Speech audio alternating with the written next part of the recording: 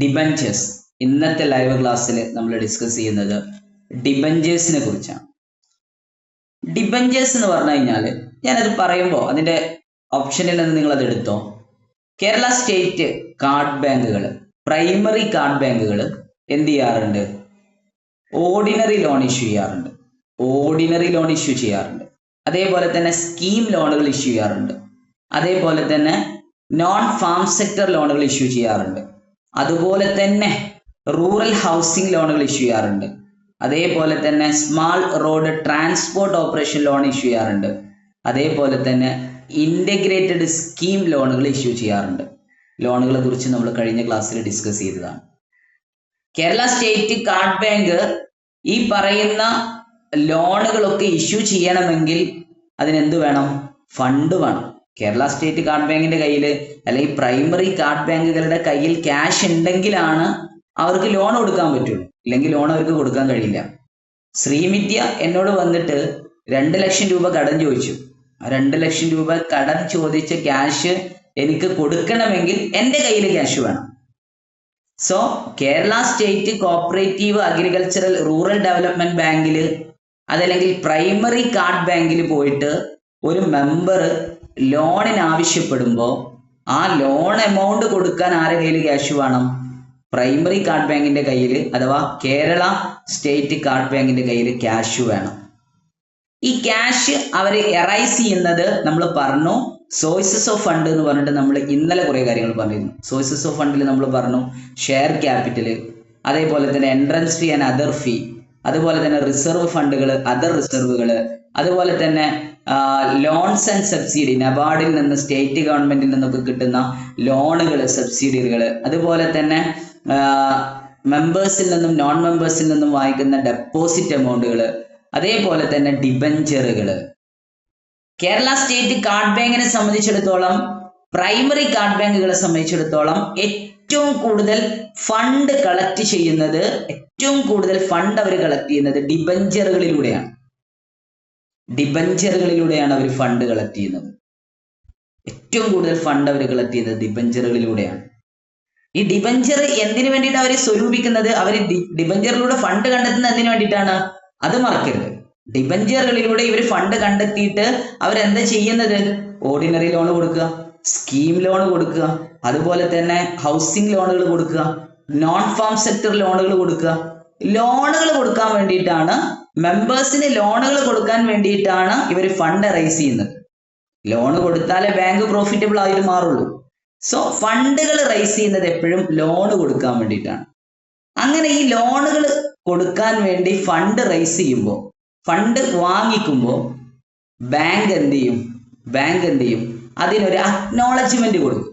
അതായത് ഞാൻ നിങ്ങളെ കയ്യിൽ നിന്ന് ഇത്ര രൂപ കടമായി വാങ്ങിച്ചിട്ടുണ്ട് എന്നതിന് ഒരു അക്നോളജ്മെന്റ്, ഒരു എഗ്രിമെന്റ് കൊടുക്കും. ആ എഗ്രിമെന്റിനെയാണ് ഡിബഞ്ചേഴ്സ് എന്ന് പറയുന്നത്. ഒന്നും കൂടെ വൺസ് മോർ ഞാൻ ഒന്നുകൂടെ പറഞ്ഞുതരാം. Kerala state card bank ordinary loan, scheme ലോണുകൾ, അതുപോലെ തന്നെ റൂറൽ ഹൗസിംഗ് ലോണുകൾ, ഇങ്ങനെ ലോണുകൾ ഇഷ്യൂ ചെയ്യാൻ വേണ്ടി ഫണ്ട് കണ്ടെത്തും. ആ ഫണ്ടുകൾ കണ്ടെത്താൻ വേണ്ടി അവരെന്ത് ചെയ്യും?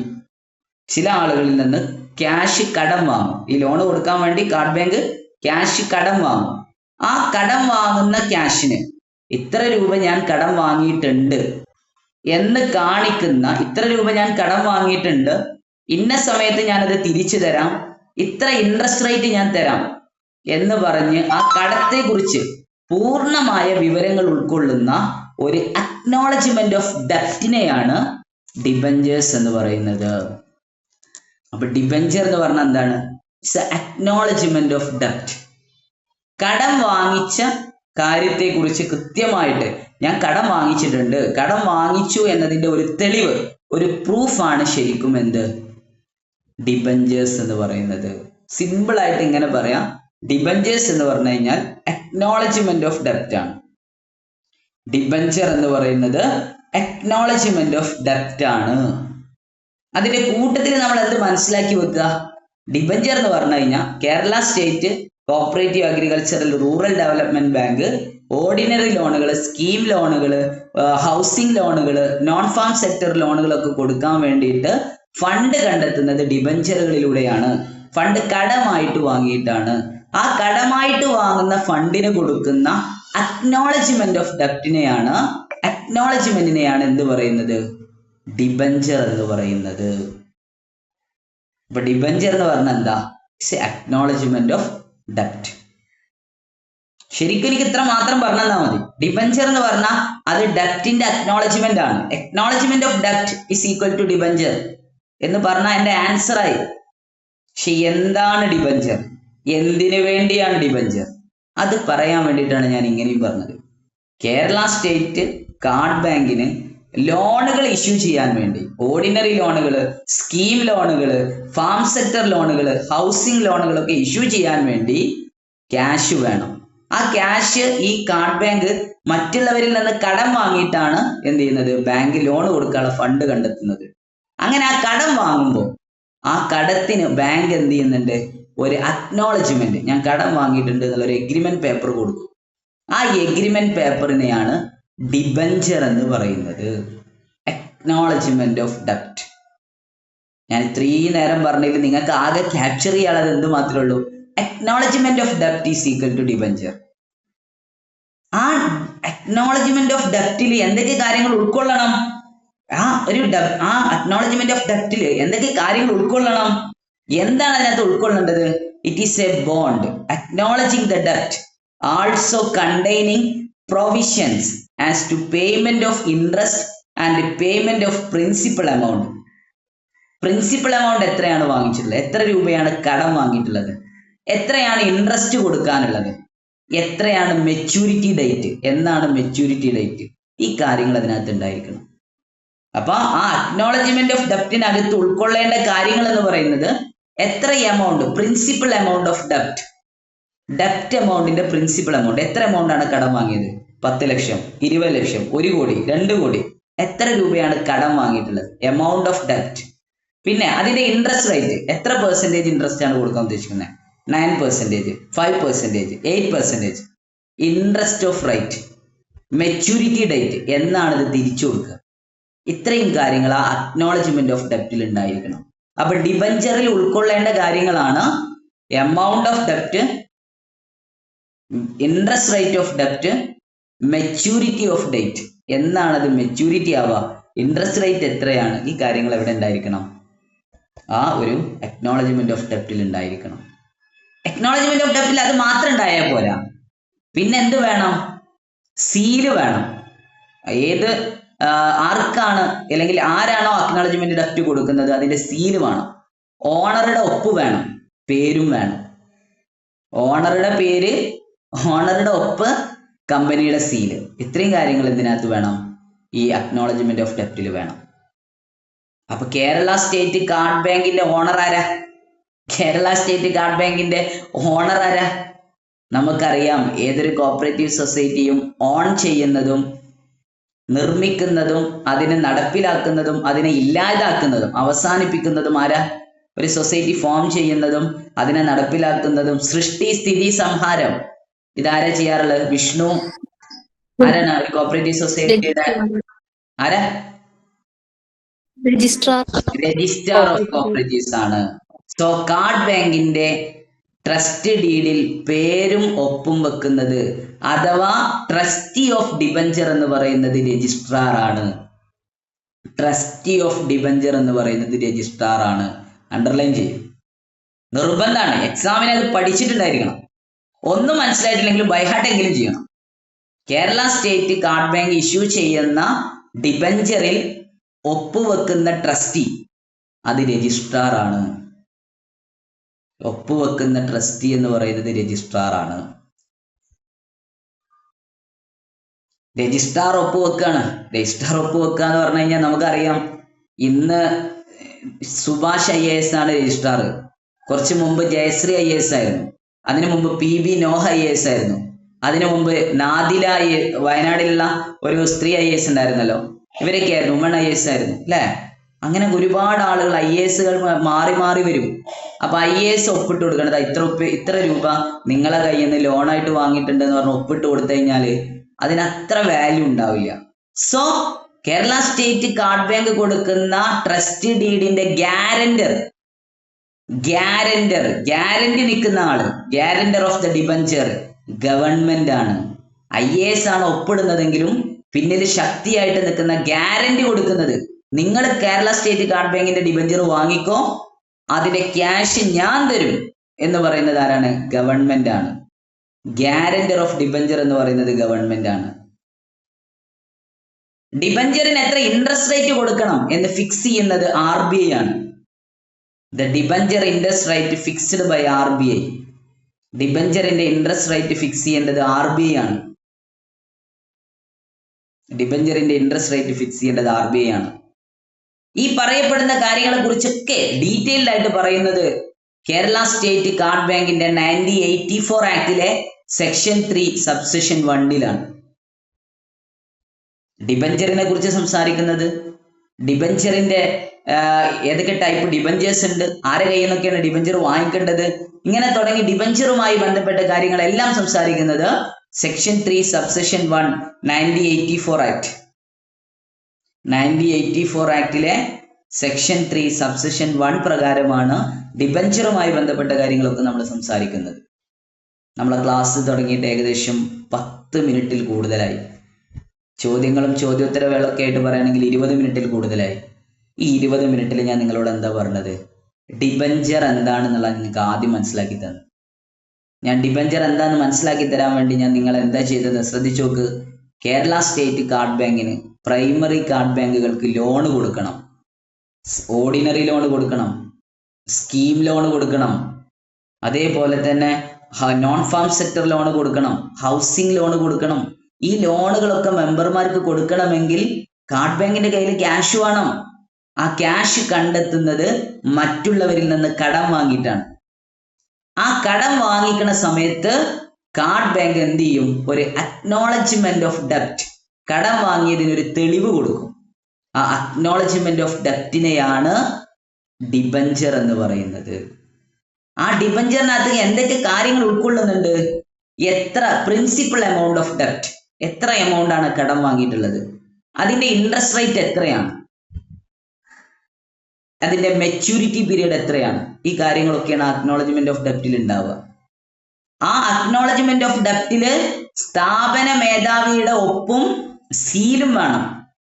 കാർഡ് ബാങ്ക് എന്ന് പറയുന്ന കോപ്പറേറ്റീവ് സൊസൈറ്റി ആവുമ്പോൾ അതിന്റെ സ്ഥാപന മേധാവി, അതിന്റെ ഓണർ എന്ന് പറയുന്നത് രജിസ്ട്രാർ ഓഫ് കോപ്പറേറ്റീവ്സ് ആണ്.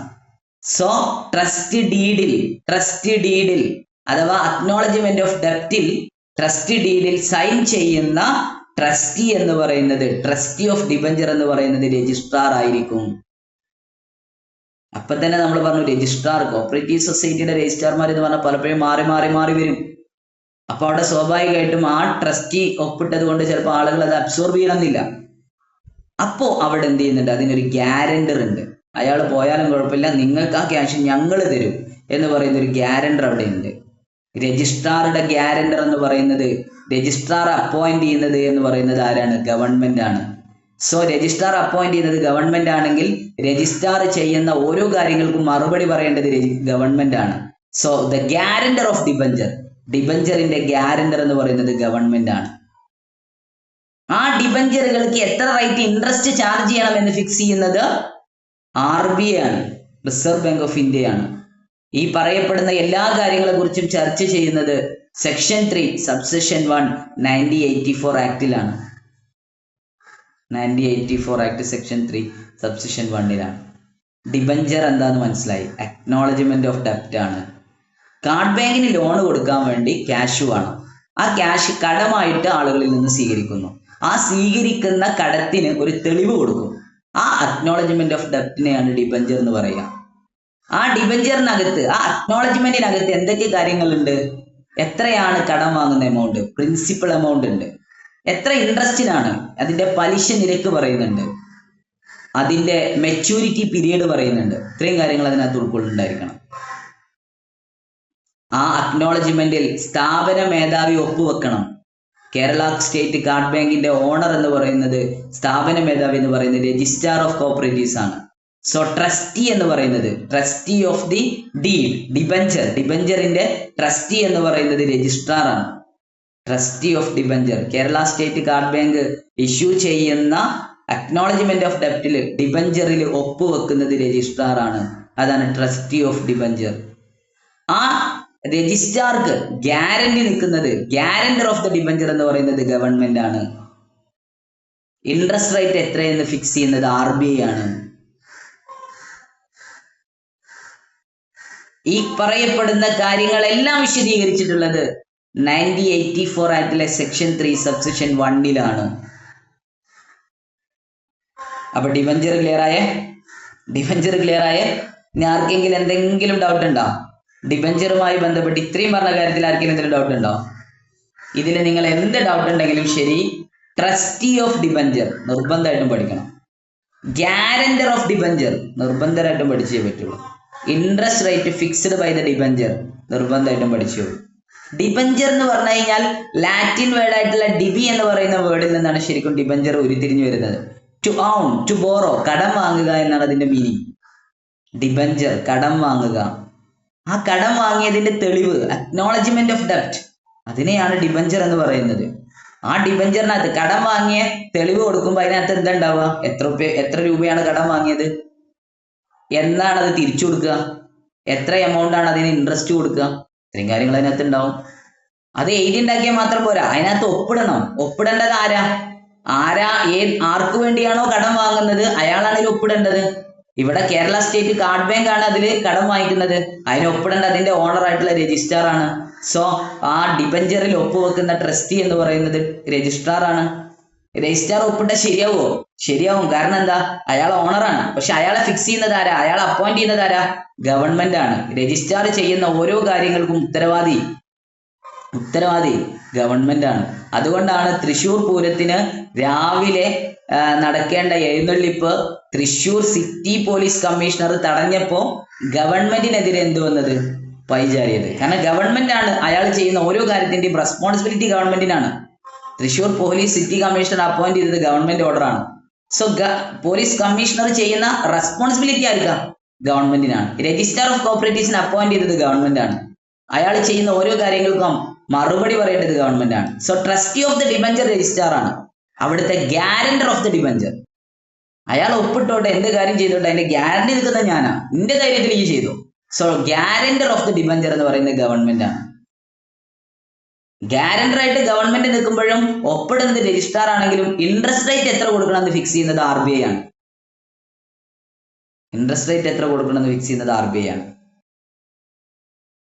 ഏത് സെക്ഷനിൽ അതൊക്കെ പറയുന്നത്? സെക്ഷൻ 3 സബ്സെക്ഷൻ 1 1984 ആക്ട്, 1984 ആക്ട് ആണ്. സോഴ്സസ് ഓഫ് ഫണ്ടിൽ ഡിബഞ്ചർ എന്ന് പറയുന്നത് കേരള സ്റ്റേറ്റ് കാർഡ് ബാങ്കിന്റെ ഒരു പ്രത്യേകതയാണ്. അത് പ്രത്യേകം നോട്ട് ചെയ്യണം നിങ്ങൾ. ഡിബഞ്ചർ സോഴ്സസ് ഓഫ് ഫണ്ട് ആയിട്ട് വരുന്നത് കാർഡ് ബാങ്കുകൾക്കാണ്.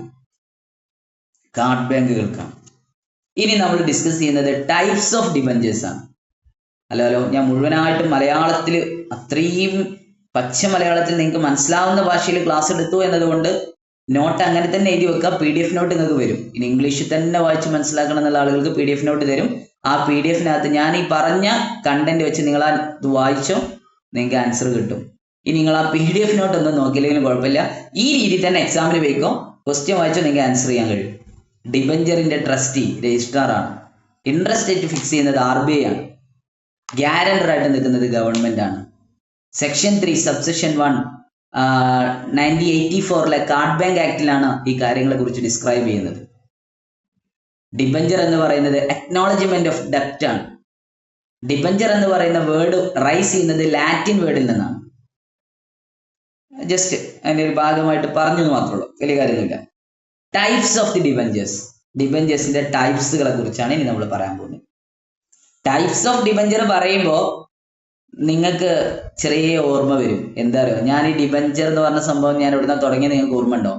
കാർഡ് ബാങ്കുകൾക്ക്, കേരള സ്റ്റേറ്റ് കാർഡ് ബാങ്കിന്, പ്രൈമറി കാർഡ് ബാങ്കുകൾക്ക് ഓർഡിനറി ലോൺ കൊടുക്കാൻ വേണ്ടിയിട്ട്, സ്പെഷ്യൽ സ്കീം ലോണുകൾ കൊടുക്കാൻ വേണ്ടിയിട്ട്, ഹൗസിംഗ് ലോണുകൾ കൊടുക്കാൻ വേണ്ടിയിട്ട് നോൺ ഫാം സെക്ടർ ലോണുകൾ കൊടുക്കാൻ വേണ്ടിയിട്ട് പുറത്തു നിന്ന് കാർഡ് ബാങ്ക് കടം വാങ്ങിക്കുന്നു.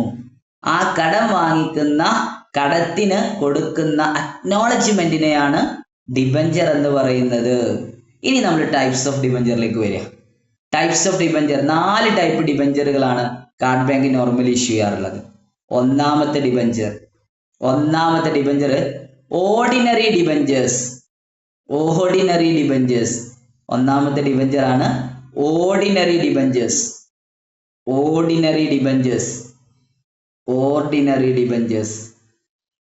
ഓർഡിനറി ഡിബഞ്ചേഴ്സ് എന്ത് കാര്യത്തിനേക്കാരം ഓർഡിനറി ഡിബഞ്ചേഴ്സ് ഇഷ്യൂ ചെയ്യുന്നുണ്ടാവുക?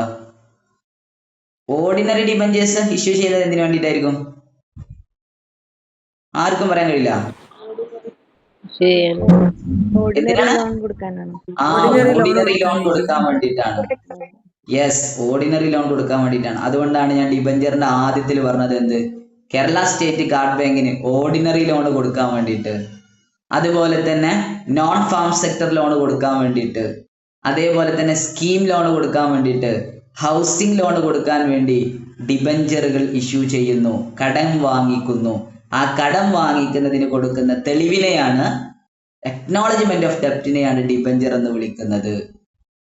ആ ഡിബഞ്ചറില് ഇൻട്രസ്റ്റ് റേറ്റ്, എത്ര എമൗണ്ട് ആണ് കടം വാങ്ങിയത്, അതിന്റെ മെച്യൂരിറ്റി പീരീഡ്, ഈ പറഞ്ഞ കാര്യങ്ങളൊക്കെ കാണിക്കണം. അതിനകത്ത് സ്ഥാപനത്തിന്റെ മേധാവി ഒപ്പിക്കണം. അതാണ് ട്രസ്റ്റി ഓഫ് ഡിബഞ്ചർ രജിസ്റ്റർ ആയത്.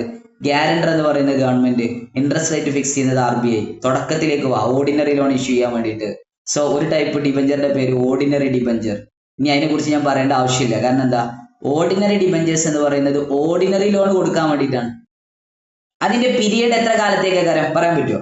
ഓർഡിനറി ലോൺ ഇഷ്യൂ ചെയ്യാൻ വേണ്ടി റൈസ് ചെയ്യുന്ന ഓർഡിനറി ഡിബഞ്ചേഴ്സിന്റെ പീരിയഡ് എത്ര വർഷമായിരിക്കും? 10 മുതൽ 15 വർഷം. അത് തന്നെയാണ്, 10 മുതൽ 15 വർഷം. ഇത് പറയുമ്പോ ഓർമ്മ വേണം, ഓർഡിനറി ലോൺ ഓർമ്മ വേണം, എന്നാലും ഇവിടെ ആൻസർ പറയാൻ പറ്റുള്ളൂ. ഓർഡിനറി ഡിബഞ്ചേഴ്സ് ഇഷ്യൂ ചെയ്യുന്നത് ഓർഡിനറി ലോണിനാണ്. ഓർഡിനറി ലോണുകൾ ഇഷ്യൂ ചെയ്യാൻ വേണ്ടിയിട്ട് കടം വാങ്ങിക്കുമ്പോൾ ഓർഡിനറി ഡിബഞ്ചേഴ്സ് എന്ന് പറയും. അതിന്റെ പീരിയഡ് 10 മുതൽ 15 വർഷമാണ്. 10 മുതൽ 15 വർഷമാണ് അതിന്റെ പീരിയഡ്. 5 മുതലാണെങ്കിൽ 10 മുതലാണെങ്കിൽ 5 മുതൽ 15 വരെ. 5 മുതൽ 15 വരെ. അപ്പൊ ഇവിടെ ഡിബഞ്ചേഴ്സ് ഇഷ്യൂ ചെയ്യുമ്പോൾ 5 വർഷം നേരെ കൊടുക്കാൻ പറ്റുമോ? നിങ്ങൾ ആലോചിച്ച് നോക്ക്. 5 വർഷത്തേക്ക് ലോൺ ഇഷ്യൂ ചെയ്യുന്നു, 5 വർഷത്തേക്ക് തന്നെ കടം വാങ്ങുകയും ചെയ്യണം. ഇത് തിരിച്ചു കിട്ടണ്ടേ? പൈസ തിരിച്ചു കിട്ടണ്ടേ? തിരിച്ചു കിട്ടി അവർക്ക് തിരിച്ചു കൊടുക്കണ്ടേ? പൈസ തിരിച്ചു കൊടുക്കണ്ടേ? ഒരു മുൻകൂർ ജാമ്യം ഇടണ്ടേ? അതുകൊണ്ടാണ് ഇവിടെ 10 to 15 എന്ന് കൊടുത്തത്. സോ കാലാവധി പീരിയഡ് എന്ന് പറയുന്നത് 10 to 15, 10 മുതൽ 15 വരെ. ടൈപ്സ് ഓഫ് ഡിബഞ്ചറിൽ ഒന്നേ പറഞ്ഞിട്ടുള്ളൂ കേട്ടോ, ഓർഡിനറി ഡിബഞ്ചേഴ്സ്. ശരിക്കും ഞാൻ എല്ലാ ടൈപ്പും പറഞ്ഞിട്ട് വേണമായിരുന്നു തിരിച്ചു വരാൻ, പക്ഷെ ഞാൻ അതിന് നിന്നില്ല. ഓർഡിനറി ഡിബഞ്ചേഴ്സ് അത് നിങ്ങൾക്ക് അറിയാവുന്നതുകൊണ്ടാണ് ഞാൻ അവിടെ മറ്റ് ഡിബഞ്ചേഴ്സ് ഒക്കെ നിങ്ങൾക്ക് അറിയുന്നതാണ്. ഇപ്പൊ തന്നെ ഡിബഞ്ചേഴ്സ് ഞാൻ ഈ പറയണ്ട ഏതൊക്കെ ടൈപ്പ് ഡിബഞ്ചറാ പറയാൻ പോകുന്നത് നിങ്ങൾക്ക് കിട്ടിയിട്ടുണ്ടാവും. ഒന്നാമത്തെ ഓർഡിനറി ഡിബഞ്ചേഴ്സ് ആണെങ്കിൽ അടുത്തത് ഏതാ നിങ്ങൾക്ക് ആലോചിച്ച് കിട്ടും. കിട്ടുന്നുണ്ടാവും, ഉറപ്പാണ്. അവിടെ നിൽക്കട്ടെ, നമുക്ക് അതിലേക്ക് പോവാം. സോ ഓർഡിനറി ഡിബഞ്ചേഴ്സിന്റെ പീരിയഡിന്റെ കാലാവധി എന്ന് പറയുന്നത് 10 മുതൽ 15 വർഷമാണ്. 5 മുതൽ 15 വർഷം എന്ന് പറയാതിരിക്കാൻ കാരണം കുറച്ച് കാലം കൂട്ടിയിട്ടതാണ്. 10 to 15. യെസ്, അടുത്തത്. ഇനി ആരാണിത് സബ്സ്ക്രൈബ് ചെയ്യുക? ഓർഡിനറി ഡിബഞ്ചേഴ്സ് സബ്സ്ക്രൈബ് ചെയ്യുന്നത് ആരാ? സബ്സ്ക്രൈബ് ചെയ്യുന്നത് ഓർഡിനറി ഡിബഞ്ചേഴ്സ് കാർഡ് ബാങ്കിന്റെ കയ്യിൽ നിന്ന് വാങ്ങിക്കുന്നത് LIC. ഓർഡിനറി ഡിബഞ്ചേഴ്സ് സബ്സ്ക്രൈബ് ചെയ്യുന്നത് LIC, life insurance corporation, LIC, SBI, state bank of India, LIC, SBI, state government. Kerala state card ബാങ്കിൽ നിന്ന് ഓർഡിനറി ഡിബഞ്ചേഴ്സ് വാങ്ങിക്കാറുള്ളത് LIC, SBI, state government, KCB,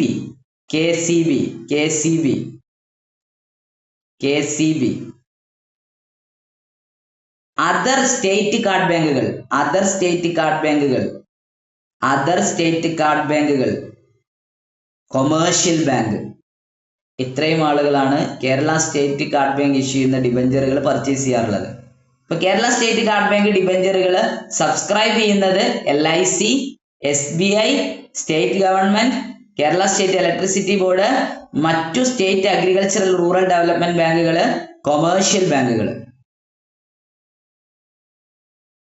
ordinary debentures തീർന്നു. അപ്പോൾ ഓർഡിനറി ഡിബഞ്ചേഴ്സ് എന്ന് പറഞ്ഞു കഴിഞ്ഞാൽ ordinary loan issue ചെയ്യാൻ വേണ്ടി Kerala state card bank issue ചെയ്യുന്ന ഡിബഞ്ചറുകളാണ് ഓർഡിനറി ഡിബഞ്ചേഴ്സ്. അതിന്റെ പീരിയഡ് എന്ന് പറയുന്നത് 10 to 15, 10 മുതൽ 15 വർഷമാണ്. 10 മുതൽ 15 വർഷമാണ്. അത് സബ്സ്ക്രൈബ് ചെയ്യുന്നത് LIC, SBI, സ്റ്റേറ്റ് ഗവൺമെന്റ്, മറ്റു കാർഡ് ബാങ്കുകൾ, അതർ സ്റ്റേറ്റ് കാർഡ് ബാങ്കുകൾ, ദെൻ കൊമേഴ്ഷ്യൽ ബാങ്കുകൾ, ഇവരാണ് ഓർഡിനറി ഡിബഞ്ചേഴ്സ് എടുക്കുക. അപ്പൊ ടൈപ്പ് ഓഫ് ഡിബഞ്ചറിൽ ഒന്ന് ഓർഡിനറി ഡിബഞ്ചേഴ്സ്. ഇനി അടുത്തത് non farm debentures. Non farm debentures, non farm debentures പറയാൻ പറ്റുമോ ഏത് ലോണിനാണ്? Non farm debentures, non farm debentures ഏതിനു വേണ്ടിയിട്ടാ? ഏത് ലോൺ ഇഷ്യൂ ചെയ്യാൻ വേണ്ടിയിട്ടാ non farm debentures? Non farm sector ലോണുകൾ, നോൺ ഫാം സെക്ടർ ലോണുകൾ, നോൺ ഫാം സെക്ടർ ലോണുകൾ ഇഷ്യൂ ചെയ്യാൻ വേണ്ടിയിട്ടാണ്. Non farm sector loan, non farm sector ലോണുകൾ ഇഷ്യൂ ചെയ്യാൻ വേണ്ടിയിട്ടാണ്. അതന്നെ composite loan. Non farm sector ലോണാണ് നമ്മൾ കമ്പോസിറ്റ് ലോൺ പഠിച്ചത്. നോൺ ഫാം സെക്ടർ ലോണുകൾ ഇഷ്യൂ ചെയ്യാൻ വേണ്ടിയിട്ടാണ്. നോൺ ഫാം സെക്ടർ ലോണുകൾ ഇഷ്യൂ ചെയ്യാൻ വേണ്ടിയിട്ടാണ്. 1987 മുതലാണ് ഈ ലോൺ സ്റ്റാർട്ട് ചെയ്തത്. ഈ 1987 മുതലാണ് ഈ ടൈപ്പ് ഡിബഞ്ചറുകൾ സ്റ്റാർട്ട് ചെയ്യുന്നത്. 1987 മുതലാണ്. 1987 മുതലാണ് ഇത് സ്റ്റാർട്ട് ചെയ്തത്. 1987 മുതലാണ് ഈ ലോണുകൾ സ്റ്റാർട്ട് ചെയ്യുന്നത്. നോൺ ഫാം സെക്ടർ ലോണുകൾ ഇഷ്യൂ ചെയ്യാൻ വേണ്ടിയിട്ടുള്ള ഫണ്ടാണ്. നോൺ ഫാം സെക്ടർ ലോണുകൾ ഇഷ്യൂ ചെയ്യാനുള്ള ഫണ്ടിന് വേണ്ടിയിട്ടാണ് ഇത് യൂസ് ചെയ്യുന്നത്. ഇതിന്റെ പീരിയഡ് എന്ന് പറയുന്നത് 10 years ആണ്. ഇതിന്റെ പീരിയഡ് എന്ന് പറയുന്നത് 10 years ആണ്. ഇതിന്റെ പീരിയഡ് എന്ന് പറയുന്നത് 10 years ആണ്. ഈ ഡിബഞ്ചേഴ്സ് സബ്സ്ക്രൈബ് ചെയ്യുന്നത് NABARD, IDBI, SIDBI, NABARD, IDBI, SIDBI, NABARD, IDBI, SIDBI എന്നീ സ്ഥാപനങ്ങളാണ്. ഇത് സബ്സ്ക്രൈബ് ചെയ്യുന്നത് നബാർഡും സിഡ്ബിയും IDBIയുമാണ്. NABARD, IDBI and SIDBI. അടുത്ത ലോണിലേക്ക് പോവാണ്, അടുത്ത ഡിബഞ്ചർക്ക് പോവാണ്. ഓർഡിനറി ഡിബഞ്ചർ പറഞ്ഞു, നോൺ ഫാം ഡിബഞ്ചർ പറഞ്ഞു. ഇനി അതിനിടയിൽ നമ്മൾ വിട്ടുപോയ ഒരാളുണ്ട്, അതിനെ കുറിച്ചാണ് പറയാൻ പോകുന്നത്. Special development debentures. Special development debentures, ഇത് മാത്രമാണ് പേരിലൊരു മാറ്റമുള്ളത്. സ്കീം ഡിബഞ്ചേഴ്സ്, പ്രൊജക്ട് ഡിബഞ്ചേഴ്സ് എന്ന് പറഞ്ഞില്ല, പകരം special development debentures. Special development debentures, special development debentures, special development debentures, special development debentures, special development debentures. Special development debentures issue ചെയ്യുന്നത് scheme ലോണുകൾ, project ലോണുകൾ issue ചെയ്യാൻ വേണ്ടിയിട്ടാണ്. സ്കീം ലോണുകൾ, പ്രൊജക്ട് ലോണുകൾ ഇഷ്യൂ ചെയ്യാനുള്ള ഫണ്ട് കണ്ടെത്താൻ വേണ്ടിയിട്ടാണ്. ഫണ്ട് റൈസർ ഫോർ ഇഷ്യൂ ചെയ്യാൻ വേണ്ടിയിട്ട്, എന്ത് ചെയ്യാൻ വേണ്ടിയിട്ട്? സ്കീം ലോണുകൾ ഇഷ്യൂ ചെയ്യാൻ വേണ്ടിയിട്ടുള്ള ഫണ്ട് റൈസ് ചെയ്യാൻ വേണ്ടിയിട്ടാണ് സ്പെഷ്യൽ ഡെവലപ്മെന്റ് ഡിബഞ്ചേഴ്സ് യൂസ് ചെയ്യുന്നത്. Special development debentures, special development debentures, special development debentures, special development debentures, special development debentures, scheme loan issue ചെയ്യാൻ വേണ്ടിയിട്ട്. ഇതിന്റെ ഈ സ്പെഷ്യൽ ഡെവലപ്മെന്റ് ഡിബഞ്ചേഴ്സിന്റെ ഡിബഞ്ചറുകൾ സബ്സ്ക്രൈബ് ചെയ്യുന്നത് ആരായിരിക്കും എന്ന് പറയാൻ പറ്റും? എനിവൺ, ആർക്കെങ്കിലും പറയാൻ പറ്റും? NABARD. Yes, special development debentures ഫുള്ളായിട്ടും സബ്സ്ക്രൈബ് ചെയ്യുന്നത് നബാർഡാണ്. എന്തുകൊണ്ടാ? ആ സ്കീം ലോൺ എന്ന് പറഞ്ഞാൽ എന്താ? സ്കീം ലോൺ എന്ന് പറഞ്ഞാൽ എന്താണ്? നബാർഡ് കൊണ്ടുവരുന്ന പ്രൊജക്റ്റുകളുടെ ലോണിനെയാണ് സ്കീം ലോൺ എന്ന് പറയുന്നത്. സോ ഇതിന്റെ ലോൺ ഫുള്ളി സബ്സ്ക്രൈബ് ചെയ്യുന്നത് ആരെന്നെയാണ്? നബാർഡാണ്. നബാർഡാണ് എന്ത് ചെയ്യുന്നത്? ഇതിന്റെ ഡിബഞ്ചേഴ്സ് സബ്സ്ക്രൈബ് ചെയ്യുന്നത്. സബ്സ്ക്രൈബ്ഡ് ബൈ നബാർഡ് 90%, 90% നബാർഡാണ് എന്ത് ചെയ്യുക? ഈ സ്പെഷ്യൽ ഡെവലപ്മെന്റ് ഡിബഞ്ചേഴ്സിനെ ഇഷ്യൂ ചെയ്യാറുള്ളത് അല്ലെങ്കിൽ സബ്സ്ക്രൈബ് ചെയ്യാറുള്ളത്. ഇനി ബാക്കി ഉണ്ടെങ്കിൽ 90% ബാലൻസ് ഉണ്ടെങ്കിൽ ബാക്കി എന്ത് ചെയ്യും? സെൻട്രൽ ഗവൺമെന്റും സ്റ്റേറ്റ് ഗവൺമെന്റും വാങ്ങിക്കും. അപ്പൊ subscribed by NABARD, central government, state government. Subscribed by NABARD, subscribed by NABARD, subscribed by NABARD, subscribed by NABARD, subscribed by NABARD, subscribed by NABARD, subscribed by NABARD, subscribed by NABARD, subscribed by NABARD, central government and state government. നബാർഡാണ് 100% ചെയ്യാറുള്ളത്. Special development debentures subscribe ചെയ്യാറുള്ളത് നബാർഡാണ്. Balance ഉണ്ടെങ്കിൽ മാത്രം central ഗവൺമെന്റും state ഗവൺമെന്റും ചെയ്യും. Then types of debentures നമ്മൾ ordinary debenture പറഞ്ഞു, സ്പെഷ്യൽ ഡെവലപ്മെന്റ് ഡിബഞ്ചർ പറഞ്ഞു, നോൺ ഫാം ഡിബഞ്ചർ പറഞ്ഞു.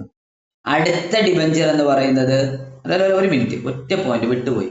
1963 1963 മുതലാണ് സ്പെഷ്യൽ ഡെവലപ്മെന്റ് ഡിബഞ്ചറുകൾ 1963 മുതലാണ് സ്പെഷ്യൽ ഡെവലപ്മെന്റ് ഡിബഞ്ചറുകൾ ഇഷ്യൂ ചെയ്യാൻ തുടങ്ങിയത്. സ്പെഷ്യൽ ഡെവലപ്മെന്റ് ഡിബഞ്ചേഴ്സുകൾ ഇഷ്യൂ ചെയ്യാൻ തുടങ്ങിയത് 1963 മുതലാണ്. സ്പെഷ്യൽ ഡെവലപ്മെന്റ് ഡിബഞ്ചറുകൾ ഇഷ്യൂ ചെയ്യാൻ തുടങ്ങിയത് 1963 മുതലാണ്. സ്പെഷ്യൽ ഡെവലപ്മെന്റ് ഡിബഞ്ചേഴ്സ് ഇഷ്യൂ ചെയ്യാൻ തുടങ്ങിയത് 1963 മുതലാണ്. സ്പെഷ്യൽ ഡെവലപ്മെന്റ് ഡിബഞ്ചേഴ്സ് ഇഷ്യൂ ചെയ്യുന്നത് 1963 മുതലാണ്. സെറ്റാണോ? റെഡിയാണോ? 1963 മുതലാണ് സ്പെഷ്യൽ ഡെവലപ്മെന്റ് ഡിബഞ്ചേഴ്സ് ഇഷ്യൂ ചെയ്യാൻ തുടങ്ങി. Okay, good. അടുത്തത് റൂറൽ ഹൗസിംഗ് ഡിബഞ്ചേഴ്സ്. അടുത്തത് റൂറൽ ഹൗസിംഗ് ഡിബഞ്ചേഴ്സ്. അടുത്താണ് rural housing debentures. Rural housing debentures. Rural housing debentures. Rural housing debentures. Rural housing debentures. Rural housing debentures 1990 മുതലാണ്, 1990 മുതലാണ് റൂറൽ ഹൗസിംഗ് ഡിബഞ്ചേഴ്സ് ഇഷ്യൂ ചെയ്യാൻ തുടങ്ങിയത്. 1990 മുതലാണ് റൂറൽ ഹൗസിംഗ് ഡിബഞ്ചേഴ്സ് ഇഷ്യൂ ചെയ്യാൻ തുടങ്ങിയത്. 1990 മുതലാണ് റൂറൽ ഹൗസിംഗ് ഡിബഞ്ചേഴ്സ് ഇഷ്യൂ ചെയ്യാൻ തുടങ്ങിയത്. 1990 മുതലാണ് റൂറൽ ഹൗസിംഗ് ഡിബഞ്ചേഴ്സ് ഇഷ്യൂ ചെയ്യാൻ തുടങ്ങിയത്. ഹൗസിംഗ് ലോൺ കൊടുക്കാൻ വേണ്ടിയിട്ടാണ് റൂറൽ ഹൗസിംഗ് ഡിബഞ്ചേഴ്സ് ഇഷ്യൂ ചെയ്യാൻ തുടങ്ങിയത്. റൂറൽ ഹൗസിംഗ് ലോൺ ഇഷ്യൂ ചെയ്യാൻ വേണ്ടിയിട്ടാണ്. Rural housing debentures fully subscribed by ആരായിരിക്കും? Rural housing loan, yes, NHB. Rural housing loan മുഴുവനായിട്ടും സബ്സ്ക്രൈബ് ചെയ്യുന്നത് NHB ആണ്.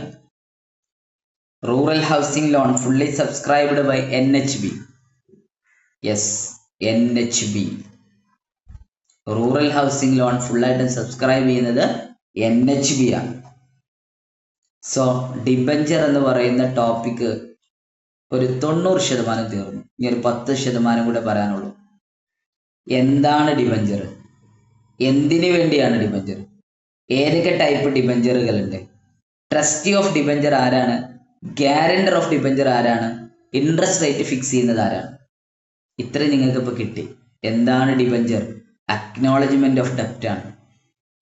കാർഡ് ബാങ്കുകൾക്ക് ഓർഡിനറി ലോണ്, സ്കീം ലോണുകൾ, ഹൗസിംഗ് ലോണുകൾ, നോൺ ഫാം സെക്ടർ ലോണുകൾ ഇഷ്യൂ ചെയ്യാൻ വേണ്ടിയിട്ടുള്ള ഫണ്ട് കണ്ടെത്തുന്നതിനാണ് ഡിബഞ്ചർ ഇഷ്യൂ ചെയ്യുന്നത്, കടം വാങ്ങിക്കുന്നത്. സോ ആ കടം വാങ്ങിക്കുന്നതിന്റെ അക്നോളജ്മെന്റ് ഓഫ് ഡെപ്റ്റിനെയാണ് ഡിബഞ്ചർ എന്ന് പറയുന്നത്. ആ കടം വാങ്ങിക്കുന്ന ഡിബഞ്ചറിനകത്ത് അല്ലെങ്കിൽ അക്നോളജ്മെന്റ് ഓഫ് ഡെപ്റ്റിനകത്ത് എത്ര എമൗണ്ട് വാങ്ങിക്കുന്നു? പ്രിൻസിപ്പൽ എമൗണ്ട് ഉണ്ടാവണം, ഇൻട്രസ്റ്റ് റേറ്റ് ഉണ്ടാവണം, മെച്യൂരിറ്റി ഡേറ്റ് ഉണ്ടാവണം. അതിനകത്ത് സ്ഥാപന മേധാവി സൈൻ ചെയ്യണം. കേരള സ്റ്റേറ്റ് കാർഡ് ബാങ്കിന്റെ സ്ഥാപന മേധാവി എന്ന് പറയുന്നത് രജിസ്ട്രാർ ഓഫ് കോപ്പറേറ്റീവ്സ് ആണ്. സോ ട്രസ്റ്റി ഓഫ് ഡീഡിനകത്ത് വിശ്വസ്തയോടുകൂടെ സൈൻ ചെയ്യുന്നത് രജിസ്ട്രാർ ഓഫ് കോപ്പറേറ്റീവ്സ് ആണ്. Guarantor of the deed, guarantor of the trust debenture government ആണ്. ഇൻട്രസ്റ്റ് റേറ്റ് ഫിക്സ് ചെയ്യുന്ന RBI ആണ്. ടൈപ്സ് ഓഫ് ഡിബഞ്ചറിൽ ഓർഡിനറി ഡിബഞ്ചർ ഉണ്ട്. ഓർഡിനറി ലോൺ ഇഷ്യൂ ചെയ്യാനുള്ള fund കണ്ടെത്താൻ വേണ്ടിയിട്ടാണ് ഓർഡിനറി ഡിബഞ്ചർ. പീരിയഡ് എന്ന് പറയുന്നത് 10 to 15 ആണ്. അത് സബ്സ്ക്രൈബ് ചെയ്യുന്നത് LIC, SBI, കൊമേഴ്ഷ്യൽ ബാങ്കുകൾ, മറ്റു സ്റ്റേറ്റ് കാർഡ് ബാങ്കുകൾ, ഗവൺമെന്റുകൾ, ഇവരൊക്കെയാണ് അത് സബ്സ്ക്രൈബ് ചെയ്യുക. സ്പെഷ്യൽ ഡിബഞ്ചർ സ്പെഷ്യൽ ഡെവലപ്മെന്റ് ഡിബഞ്ചറുകൾ സ്പെഷ്യൽ ഡെവലപ്മെന്റ് ഡിബഞ്ചറുകൾ 1963 സ്റ്റാർട്ട് ചെയ്യുന്നത്.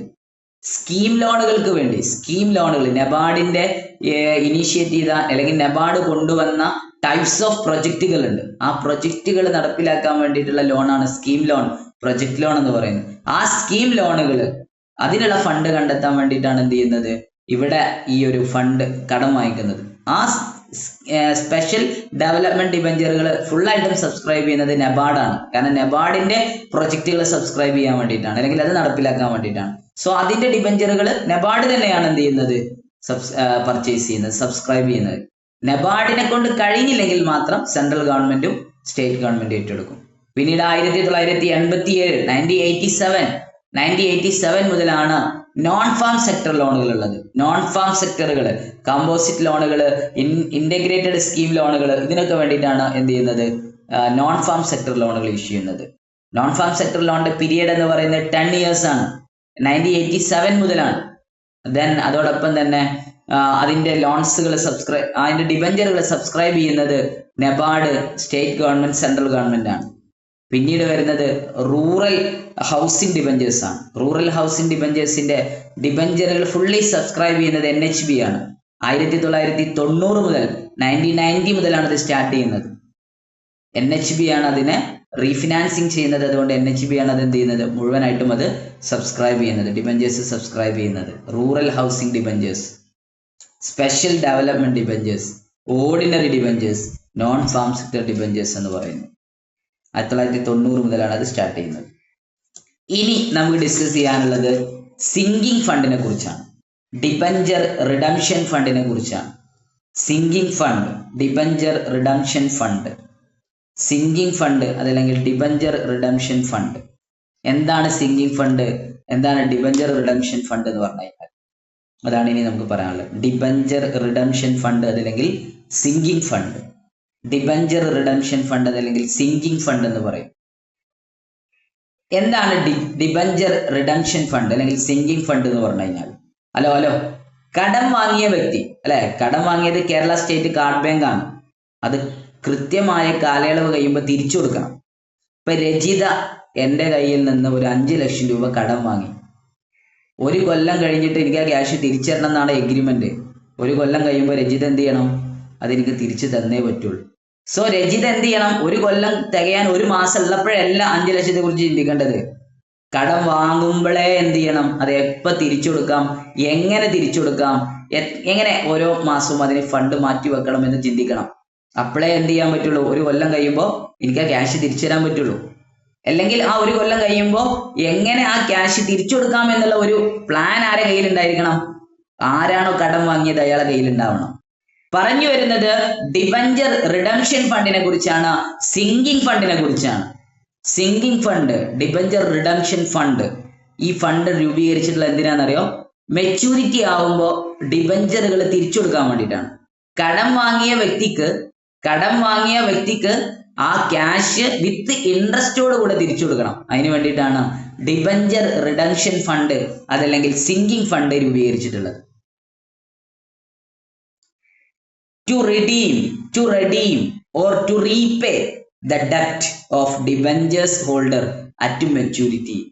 To redeem ചെയ്യാൻ വേണ്ടി, തിരിച്ചു കൊടുക്കാൻ വേണ്ടിയിട്ട്, or to repay അത് തിരിച്ചു കൊടുക്കാൻ വേണ്ടിയിട്ട്, the debt കടത്തെ തിരിച്ചു കൊടുക്കാൻ വേണ്ടിയിട്ട്, of the debentures holder, debentures holderക്ക് ഡിബഞ്ചറിലൂടെ വാങ്ങിച്ച കടം അത് തിരിച്ചു കൊടുക്കാൻ വേണ്ടിയിട്ടുള്ള ഫണ്ടാണ് സിങ്കിങ് ഫണ്ട് അല്ലെങ്കിൽ ഡിബഞ്ചർ റിഡംഷൻ ഫണ്ട് എന്ന് പറയുന്നത്. എപ്പോഴാ തിരിച്ചു കൊടുക്കേണ്ടത്, അറ്റ് മെച്യൂരിറ്റി ആവുമ്പോൾ. അപ്പൊ മെച്യൂരിറ്റി ആവുമ്പോൾ ഈ ക്യാഷ് തിരിച്ചു കൊടുക്കണം, വിത്ത് ഇൻട്രസ്റ്റോട് കൂടെ തിരിച്ചു കൊടുക്കണം. അതിനു വേണ്ടി ഇപ്പോഴേ കടം വാങ്ങുമ്പോഴേ എന്ത് ചെയ്യാണ്, അതിനു വേണ്ടി ഒരു ഫണ്ട് മാറ്റി വെക്കുകയാണ്. ആ ഫണ്ടിനെയാണ് സിങ്കിങ് ഫണ്ട് അല്ലെങ്കിൽ ഡിബഞ്ചർ റിഡംഷൻ ഫണ്ട് എന്ന് പറയുന്നത്. സുനിത സബിതയുടെ കയ്യിൽ നിന്ന് കടം വാങ്ങുകയാണ്. കടം വാങ്ങിക്കുന്ന സമയത്ത് അന്ന് മുതൽ എന്ത് ചെയ്യാണ്, സുനിത ഒരു കുടുക്ക വാങ്ങി. കുടുക്ക എന്നറിയാലോ അല്ലെ, സേവിങ് ചെയ്യാൻ വേണ്ടിയിട്ട് സാധാരണ നമ്മുടെ നാട്ടിലൊക്കെ പറയുന്ന ഒരു കാര്യം ഉണ്ടല്ലോ, എന്താ പറയാ, നിങ്ങൾക്ക് ഞാൻ പറഞ്ഞാൽ മനസ്സിലായോ. സുനിത എന്ത് ചെയ്യാണ്, ഒരു കുടുക്ക വാങ്ങിച്ചു, അല്ലെങ്കിൽ ഒരു കുപ്പി എടുത്തു വെച്ചു. എന്നിട്ട് ആ കുപ്പിയിൽ എന്ത് ചെയ്തു, എല്ലാ മാസവും 100 രൂപ. എന്തിനു വേണ്ടിയിട്ടാ? സബിതയുടെയും സംഗീതയും കയ്യിൽ നിന്ന് വാങ്ങിച്ച ക്യാഷ് തിരിച്ചു കൊടുക്കാൻ വേണ്ടിയിട്ടാണ്. വാങ്ങിച്ച അന്ന് മുതൽ ഒരു കുടുക്കട മാറ്റി വെച്ചു. എന്നിട്ട് ആ കുടുക്കയിൽ എല്ലാ മാസവും എന്ത് ചെയ്യും, വരുമാനത്തിൽ നിന്ന് ഒരു 100 രൂപ അതിലിട്ട് വെക്കും. എന്തിനാ? ഒരു കൊല്ലം കഴിയുമ്പോൾ അല്ലെങ്കിൽ 2 കൊല്ലം കഴിയുമ്പോൾ സംഗീതയുടെ കയ്യിൽ നിന്ന് വാങ്ങിയ, സബിതയുടെ കയ്യിൽ നിന്ന് വാങ്ങിയ ക്യാഷ് തിരിച്ചു കൊടുക്കാനാ. രജിതയുടെ മോള് ഒരു സൈക്കിള് വാങ്ങണമെന്ന് വല്ലാതെ ആഗ്രഹിച്ചു. അപ്പൊ രജിത എന്ത് ചെയ്തു, ഒരു കുടുക്ക വാങ്ങിക്കൊടുത്തു. ആ കുടുക്കയില് രജിതയുടെ മോൾ എന്ത് ചെയ്യും, എല്ലാ ദിവസവും അമ്മ പീടി പോയിട്ട് വരുമ്പോ, ഷോപ്പ് പോയിട്ട് വരുമ്പോ ബാലൻസ് ഉള്ള 1 രൂപ 2 രൂപ അമ്മയുടെ കയ്യിൽ നിന്ന് വാങ്ങിച്ചു വെക്കും. എന്നിട്ട് ആ കുടുക്കയിൽ ഇങ്ങനെ ഇട്ട് വെക്കും. ക്യാഷ് മുഴുവനായി കഴിഞ്ഞാൽ സൈക്കിൾ വാങ്ങിക്കാൻ വേണ്ടിയിട്ടാണ്.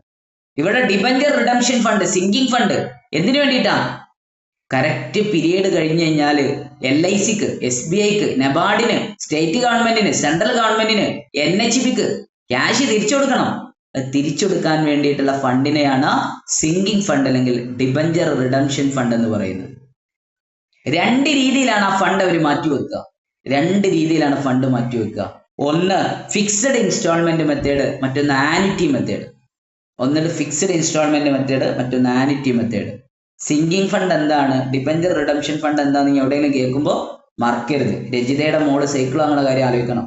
സുനിത സബിതയുടെ കയ്യിൽ നിന്ന് ക്യാഷ് തിരിച്ചു കൊടുക്കാൻ വേണ്ടി എല്ലാ മാസവും 100 രൂപ മാറ്റിവെക്കുന്നു. ആലോചനയിൽ വേണം. Sinking fund, debenture redemption fund. Kerala state card bank കടം വാങ്ങിച്ചു കഴിഞ്ഞാൽ, ഡിബഞ്ചർ ഇഷ്യൂ ചെയ്ത് കഴിഞ്ഞാൽ ആ ഡിബഞ്ചറിനെ റെഡീം ചെയ്യാൻ വേണ്ടി, ആ ഡിബഞ്ചർ കാലയളവ് കഴിയുമ്പോൾ തിരിച്ചു കൊടുക്കാൻ വേണ്ടിയിട്ട് എന്ത് ചെയ്യുന്നു, ഒരു ഫണ്ട് രൂപീകരിക്കുന്നു. അതിനാണ് ഡിബഞ്ചർ റിഡംഷൻ ഫണ്ട് അല്ലെങ്കിൽ സിങ്കിങ് ഫണ്ട് എന്ന് പറയുന്നത്. അതിലേക്ക് ഫണ്ട് മാറ്റിവെക്കുന്ന രീതി 2 രീതിയിലാണ് ഫണ്ട് മാറ്റിവെക്കുന്നത്. ഒന്ന് ഫിക്സഡ് ഇൻസ്റ്റാൾമെന്റ് മെത്തേഡ്, മറ്റൊന്ന് annuity method. Fixed instalment method, മറ്റൊന്ന് ആനുറ്റി മെത്തേഡ്. ഫിക്സഡ് ഇൻസ്റ്റാൾമെന്റ് മെത്തേഡിൽ ഒരു ഇക്വേഷൻ ഉപയോഗിക്കുന്നുണ്ട്. ഫിക്സഡ് ഇൻസ്റ്റാൾമെന്റ് മെത്തേഡിൽ ഒരു ഇക്വേഷൻ ഉപയോഗിക്കുന്നു. ആ ഇക്വേഷൻ ഇങ്ങനെയാണ്: പ്രിൻസിപ്പൽ എമൗണ്ട് വാങ്ങിച്ച എമൗണ്ട് പ്ലസ് ഇൻട്രസ്റ്റ് എമൗണ്ട്, അധികം കൊടുക്കേണ്ട എമൗണ്ട്.